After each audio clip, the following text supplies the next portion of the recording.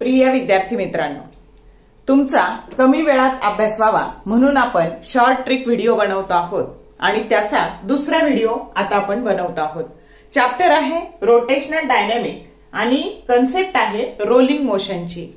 तर मी दीपाली कुलकर्णी देशमुख माझ्या wings of physics या चॅनलमध्ये आपल्या सगळ्यांचं मनपूर्वक स्वागत करते। तर आता बघूया कन्सेप्ट काय आहे। तर रोलिंग अलोंग अन इन्क्लाइन्ड प्लेन।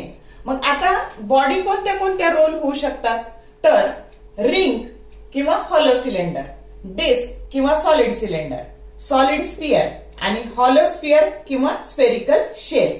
तर रोलिंग मोशन म्हणजे काय, तर एकाच वेळी बॉडीला ट्रान्सलेशनल मोशन आणि त्याच वेळेस त्याला रोटेशनल मोशन पण असते आणि त्याला आपण रोलिंग मोशन असं म्हणतो। आणि ते होताना बघा त्याची व्हेलॉसिटी आपल्याला फॉर्म्युल्याने मिळते v that is equal to under root of twice gh divided by 1 plus k square by r square। आता k म्हणजे त्याची रेडियस ऑफ गायरेशन आणि r म्हणजे त्या बॉडीची रेडियस। आलं का लक्षात? मग त्याचं ऍसिलरेशन, एकदा बॉडीला डिस्प्लेसमेंट आलं की त्याला व्हेलॉसिटी येते, ऍसिलरेशन येतं आणि ऍसिलरेशनचा फॉर्म्युला असतो g sin theta divided by 1 plus k square by r square। कदाचित फॉर्म्युल्यावर सुद्धा तुम्हाला प्रश्न येऊ शकेल। आणि त्याची टोटल एनर्जी जी काही असते तर त्याची ट्रान्सलेशनल कायनेटिक एनर्जी, त्याची टोटल एनर्जी जी असते ती translational kinetic energy plus rotational kinetic energy आणि त्याचा फॉर्म्युला असतो E that is equal to half mv square into bracket 1 plus k square by r square bracket over। मग आता या फॉर्म्युल्यावर आता 2024च्या शिफ्टला या फॉर्म्युल्यावर प्रश्न आला होता की रिंगची जेव्हा ती रोलिंग मोशन असते तेव्हा त्याची व्हेलॉसिटी किती। मग जर तुमचा डायरेक्ट हा टेबल पाठ असेल तर तुमचा वेळ वाचणार आहे बाळांनो। आणि अजून एक याच्यावर कसा प्रश्न विचारला जाईल तोही आपण बघणार आहे। तर बघा मग आता रिंगचं मोमेंट ऑफ इनर्शिया काय असतं, रिंग किंवा हॉलो सिलेंडरचं मोमेंट ऑफ इनर्शिया असतं mr स्क्वेअर, डिस्क किंवा सॉलिड सिलेंडरचं असतं mr स्क्वेअर बाय 2, सॉलिड स्फिअरचं असतं 2/5 mr स्क्वेअर आणि हॉलो स्फिअर किंवा स्फेरिकल शेलचं असतं 2/3 mr स्क्वेअर। हे झालं त्याचं मोमेंट ऑफ इनर्शिया। मग आता इथे बघा त्याची रेडियस ऑफ गायरेशन, याची असते r, याची असते r/√2, याची असते √2/5 इंटू r, याची असते √2/3 इंटू r। ही झाली त्याची रेडियस ऑफ गायरेशन।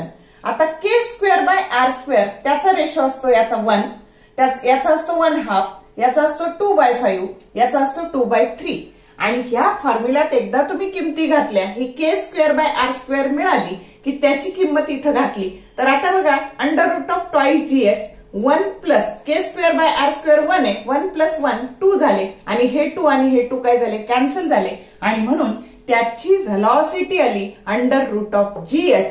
आणि आता इथे बघा ऍसिलरेशन त्याचं आलं तर इथे g sin थीटा हे जसंच्या तसं आणि 1 plus k square by r square 2 आलं म्हणजे 1/2 किंवा g sin theta by 2 that is nothing but 1/2 g sin theta हे त्याचं ऍसिलरेशन आलं। मग आता दुसरी बॉडी, तर याचा √4/3gh आणि याची मी व्हॅल्यू काढून दाखवली। का काढून दाखवली ती पुढे लागणार आहे। तर 1.15 √gh ही व्हेलॉसिटी आली आणि याचं ऍसिलरेशन आलं 2/3 g sin थीटा। त्याच्यानंतर सॉलिड स्फिअरची व्हेलॉसिटी आली √10/7 gh, मग that is equal to 1.19 √gh आणि ऍसिलरेशन आलं 5/7 g sin थीटा। आता हॉलो स्फिअर किंवा स्फेरिकल शेलची व्हेलॉसिटी आली √6/5 gh that is nothing but 1.09 √gh आणि त्याचं ऍसिलरेशन आलं 3/5 g sin थीटा।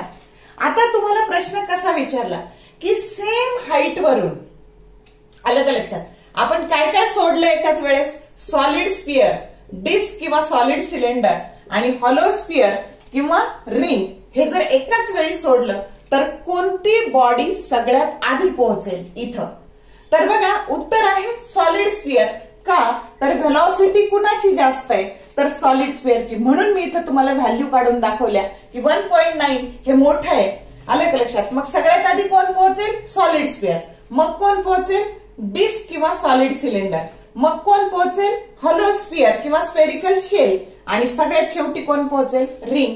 म्हणजे हाच प्रश्न तुम्हाला असा विचारला जाऊ शकतो की ह्या 4 बॉडी एवढ्यानंच रोलिंग मोशन असू शकते. आलं का लक्षात? आणि म्हणून या 4 बॉडी जर सोडल्या एकाच वेळेस तर कोणती बॉडी सगळ्यात आधी पोहोचेल? तर सॉलिड स्फिअर पोहोचेल. आणि सगळ्यात उशिरा कोण पोहोचेल?